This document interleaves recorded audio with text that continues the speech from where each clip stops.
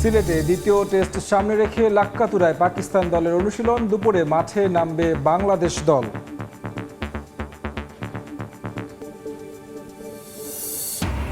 দুই মৌসুম পর ঢাকা প্রিমিয়ার লিগে ফিরেই বাজিমাত আলিস আল ইসলামের 4 ম্যাচে শিকার 15 উইকেট। অস্ট্রেলিয়া সিরিজ দিয়ে লাল সবুজ জার্সিতে অভিষেকের স্বপ্ন।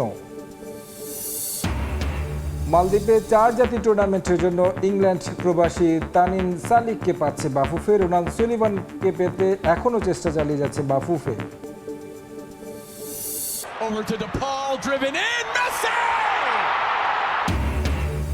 মেসির জোড়া গোলে মেজর লিগ সকারে সিনসিনাটিকে হারালো ইন্টার মায়ামি। ইপিএলে ম্যান সিটির জয়ে লা লিগায় চ্যাম্পিয়ন হওয়ার পরের ম্যাচেই হার বার্সেলোনার।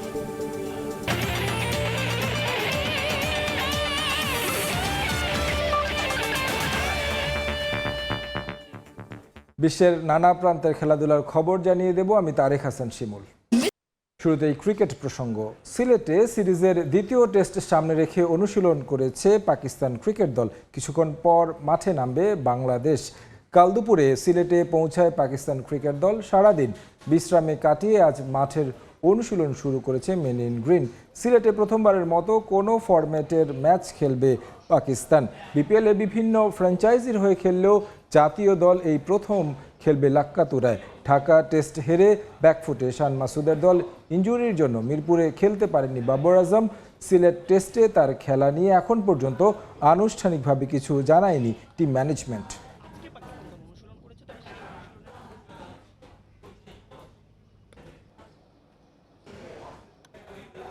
এই মুহূর্তে সিলেট আন্তর্জাতিক ক্রিকেট স্টেডিয়ামে আছেন রিপোর্টার অপু বণিক। অনুশীলনের সবশেষ খবর জানতে সরাসরি যাচ্ছি তার কাছে।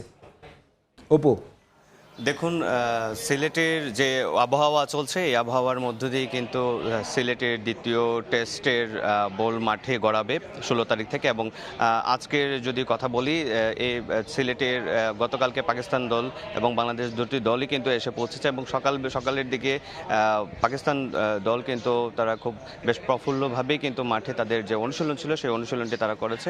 এবং যদি সিলেটের আবহাওয়া নিয়ে কথা বলি, আবহাওয়াটা আসলে আপনারা জানেন যে মেঘাচ্ছন্ন আবহাওয়ার মধ্যে দিয়ে গিয়েছে।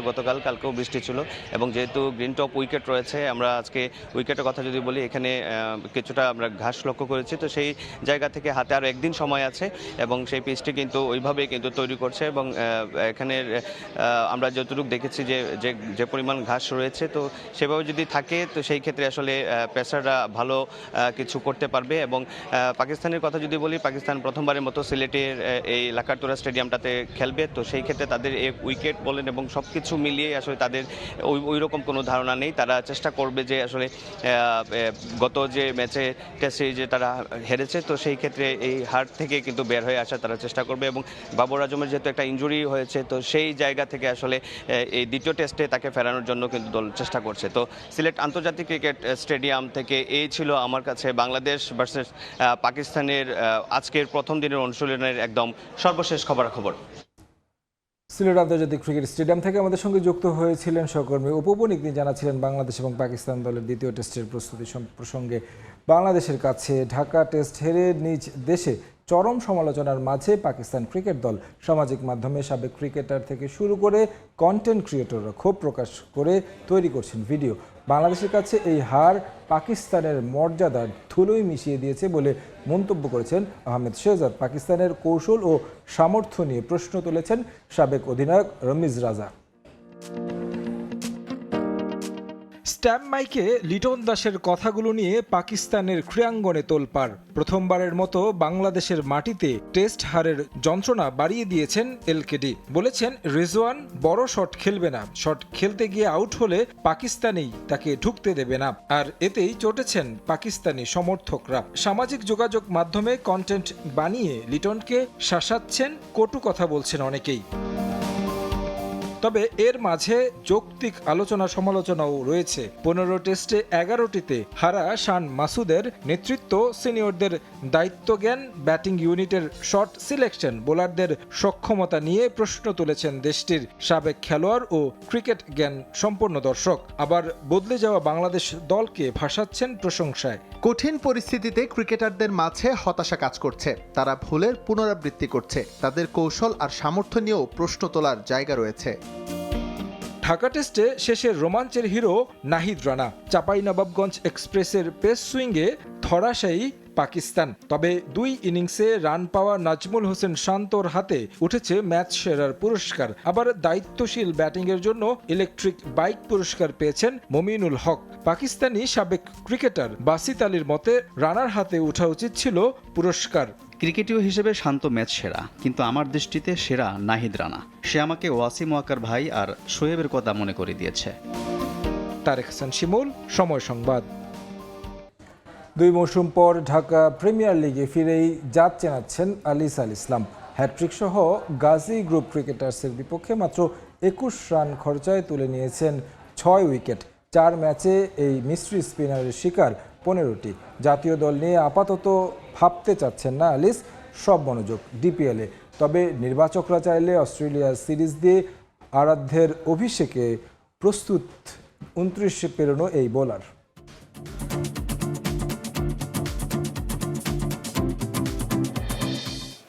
ভক্তদের খুব কৌতূহল আছে আলিস আল ইসলামকে নিয়ে। ন্যাশনাল টিমের হাত ছোঁয়া দূরত্বে থাকার পরে সেই বেরসিক ইনজুরিতে পড়ে ন্যাশনাল টিমের যাত্রাটা হয়নি। তবে আজকে ঢাকা প্রিমিয়ার লিগে ইতিহাস গড়লেন চলতি মৌসুমে প্রথমবারের মতো হ্যাট্রিক, ক্যারিয়ার সেরা বোলিং। আলিস আল ইসলাম, আপনাকে অভিনন্দন। Thank you. আপনাকে নিয়ে আসলে দর্শকদের অনেক কৌতূহল, আপনাকে নিয়ে অনেক জানতে চাই। কেমন আছেন আপনি, কি অবস্থা আপনার? আপনি আপনার মতো খেলে যাচ্ছেন, আপনার বর্তমান অবস্থা নিয়ে যদি দর্শকদের বলতেন। না, আলহামদুলিল্লাহ বর্তমান অবস্থা খুবই ভালো অবস্থানে আছে। আমি চলতি ডিপিএলে প্রাইম ব্যাংকের মতো ক্লাবে খেলতেছি। প্রাইম ব্যাংকের আলাদা একটা নাম আছে, সুনাম আছে। তো আর টিম স্টাফ থেকে শুরু করে, সাপোর্টিং স্টাফ থেকে শুরু করে, team coach, management, everybody is fantastic. তো একটা টিমে যখন খুব ভালো এনভায়রনমেন্ট থাকে তো আপনি ওইখানে স্বাচ্ছন্দ্যে খেলতে পারবেন। সো আমি চেষ্টা করি আমার সেরাটা দিয়ে খেলার। তো মাঠে আসি, এটাই আলহামদুলিল্লাহ। আলিস, আপনার জন্য এই ঢাকা প্রিমিয়ার লিগটা খুব গুরুত্বপূর্ণ। সামনে অস্ট্রেলিয়া সিরিজ রয়েছে, আপনি আসলে কতটুকু আশাবাদী? না, অ্যাকচুয়ালি ওইটা সিলেক্টরদের হাতে কিংবা বাংলাদেশ ক্রিকেট বোর্ডের হাতে, ওইটা নিয়ে আমি কোনো টেনশন করতেছি না বা ওইটা নিয়ে কোনো প্যানিকের ভিতরও নাই। আমি ওইটা নিয়ে চিন্তাই করতেছি না। ওটা যা হবে, যখন ন্যাশনাল ডিউটিতে যাব তখন ন্যাশনাল টিমটা সার্ভ করার চেষ্টা করব। এখন ঢাকা প্রিমিয়ার লিগ খেলতেছি প্রাইম ব্যাংকে, তো আমি আমার সেরাটা দিয়ে চেষ্টা করি মাঠের ভিতরে থাকার। 4 ম্যাচে 15 উইকেট, আজকে হ্যাট্রিক করলেন। আলিস আল ইসলামের আশেপাশে কাউকে দেখা যাচ্ছে না। আপনি আপনার নিজের পারফরমেন্স নিয়ে কতটুকু সন্তুষ্ট? না, আলহামদুলিল্লাহ সোফার। আপনি যখন প্রাইম ব্যাংক আমাকে, যখন আমি ইনজুরিতে ছিলাম, তো তখন আমাকে কোনো টিম আসলে কোনো রকম যোগাযোগও করতেছিল না। বাট প্রাইম ব্যাংক কিন্তু আমাকে ওই আস্থাটা রাখে আমার উপর তখন আমাকে নেওয়ার জন্য করছে। তো তারা চায় যেন আমি তাদের টিমে ম্যাচ জিতাই। অনেক প্লেয়ারের কেরিয়ার নষ্ট হয়ে গেছে ইনজুরিতে পড়ার পর, স্পেশালি আমার মতো যখন ইনজুরিতে 2টা বড় ইনজুরি, 2টা সার্জারির ভিতরে যাইতে হয়েছে। তো এটা অনেক টাফ, বাট আমি নিজেকে মেন্টালি অনেক সাপোর্টিভ বা মেন্টালি অনেক স্ট্রং রাখার চেষ্টা করি। তো ইনশাল্লাহ মাঠে বারবার ফিরবো। একদম শেষ প্রশ্ন, অস্ট্রেলিয়া সিরিজের নিয়ে নিজের আসলে ভেতরের প্রত্যাশাটা কি আপনার জন্য কতটুকু গুরুত্বপূর্ণ? না, আসলে ডিপিএল শুরুর আগে এরকম কোনো চিন্তাই করতেছিলাম না। আমার ডিপিএল শুরুর আগে আমি 2 বছর পর আসলে ডিপিএল খেলতেছি। অ্যাকচুয়ালি আমি 2টা সিজন খেলি নাই ডিপিএল, ইনজুরির কারণে খেলতে পারিনি। তো আমার প্রথম দিকে লক্ষ্য ছিল ডিপিএলটাই ভালো করা। তো আমার এখনও লক্ষ্য ডিপিএলটাই ভালো করা। ন্যাশনাল টিম বা অস্ট্রেলিয়া সিরিজ এটা আসলে পরের হিসাব। যখন আমি যদি সুযোগ পাই বা আমাকে যদি তারা মনে করে যে আমি সার্ভ করতে পারবো, তারপরে আমি ওইটা নিয়ে চিন্তা করবো। এখন আপাতত আমি ডিপিএল নিয়ে চিন্তা করতে চাই। আপনাকে অনেক ধন্যবাদ এবং শুভকামনা। দর্শক, কথা বলছিলাম মিস্ট্রি স্পিনার আলিসের সঙ্গে, যার লক্ষ্যটা আপাতত এই ডিপিএলকে ঘিরে নিজের পারফরমেন্সে নজর দিচ্ছেন এবং চাচ্ছেন জাতীয় দলের দরজায় আবারও কড়া নাড়বেন। সাব্বির মিথুন, সময় সংবাদ, ঢাকা।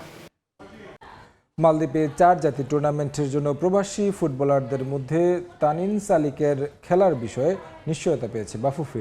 রোনান সুলিভানকে পেতে এখনও চেষ্টা চালিয়ে যাচ্ছে ফেডারেশন, জানিয়েছেন অনূর্ধ্ব 23 দলের ম্যানেজার শাহিন হাসান।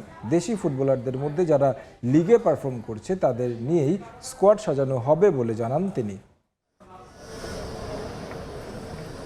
হামজা সমিত্রা না থাকলেও মালদ্বীপের 4 জাতের টুর্নামেন্ট নিয়ে গুরুত্বের অভাব নেই ফুটবল ফেডারেশনের। একটি শক্তিশালী দল গড়ার জন্য দেশিদের পাশাপাশি বাফুফের রাডারে ছিল অন্তত 3 জন প্রবাসী। তার মধ্য থেকে আপাতত চূড়ান্ত হয়েছে ইংল্যান্ড প্রবাসী তানিল সালিকের নাম। তানিলের সাথে মনে হয় কথাবার্তা অনেকটাই ইয়ে হয়েছে। তানিল মনে হয় অ্যাভেলেবেল আছে, যেটা কনফার্ম, এটা অলমোস্ট কনফার্ম হইতে পারে, মানে ধরে নিতে পারে যে তানিল সালিক এখন পর্যন্ত কনফার্ম, এটার সাথে 100% কথা হয়েছে।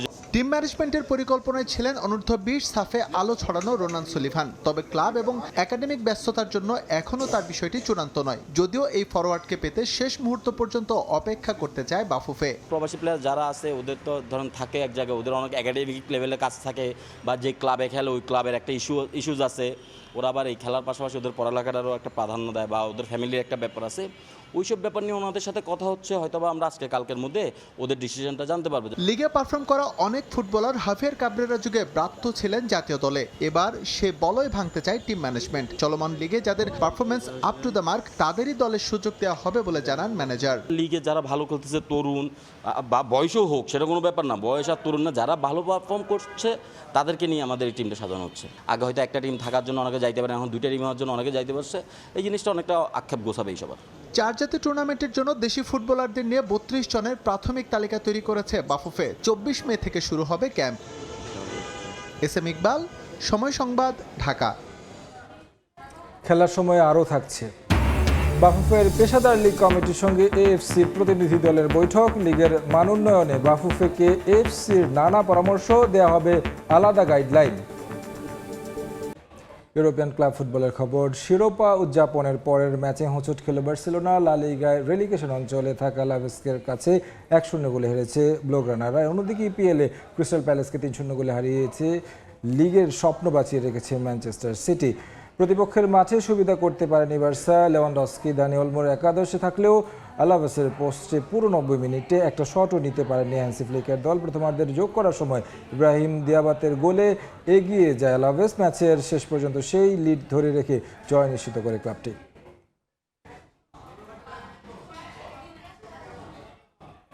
মেসি নাকি রোনালদো, এই বিতর্কের অবসান ঘটতে পারে এবারের বিশ্বকাপ ফাইনালের মঞ্চে। জাতীয় দলের হয়ে প্রথমবারের মতো কোনো প্রতিদ্বন্দ্বিতামূলক ম্যাচে এই দুই ফুটবল মহাতারকা মুখোমুখি হওয়ার সম্ভাবনা তীব্র। ফাইনাল না হলেও মেসি রোনালদো দ্বৈরথ দেখা যেতে পারে নকআউট রাউন্ডে। আর তেমনটা করতে টুর্নামেন্টের শেষ পর্যন্ত টিকে থাকতে হবে আর্জেন্টিনা ও পর্তুগালের।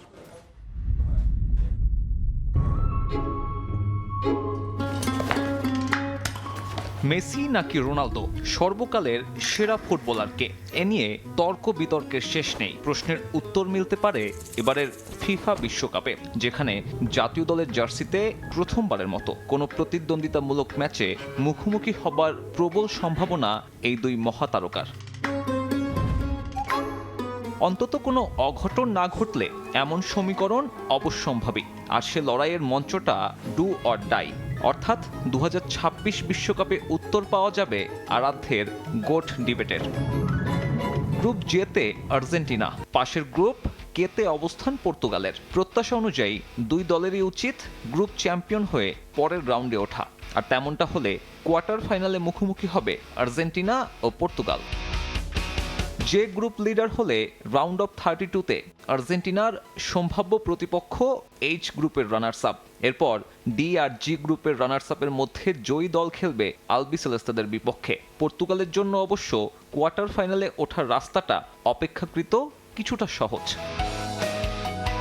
তবে কি হবে যদি দুই দলের কেউই গ্রুপ চ্যাম্পিয়ন হতে না পারে? তবুও দেখা হবে এই দুই ফুটবল গ্রেটের। মঞ্চটা হবে রাউন্ড অফ 16।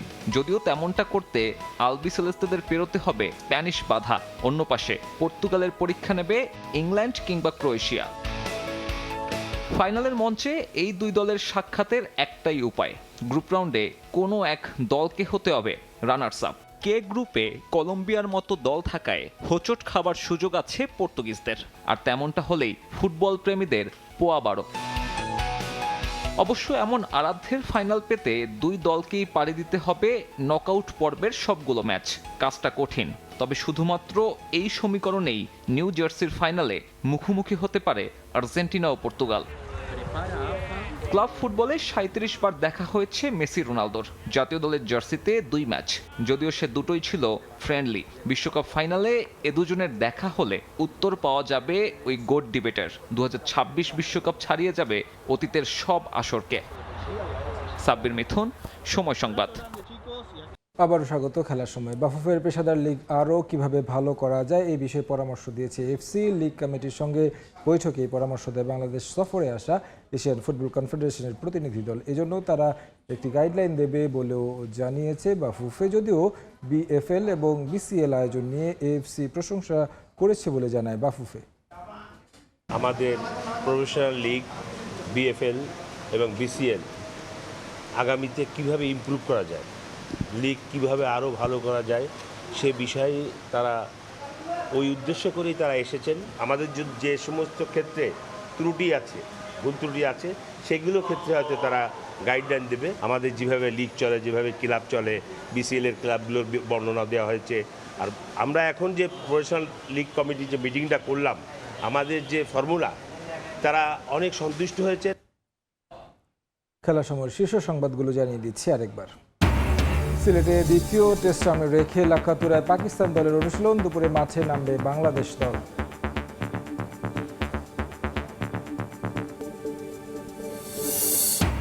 দুই মৌসুম পর ঢাকা প্রিমিয়ার লিগে ফিরেই বাজিমাত আলিস আল ইসলামের 4 ম্যাচে শিকার 15 উইকেট। অস্ট্রেলিয়া সিরিজ দিয়ে লাল সবুজ জার্সিতে অভিষেকের স্বপ্ন।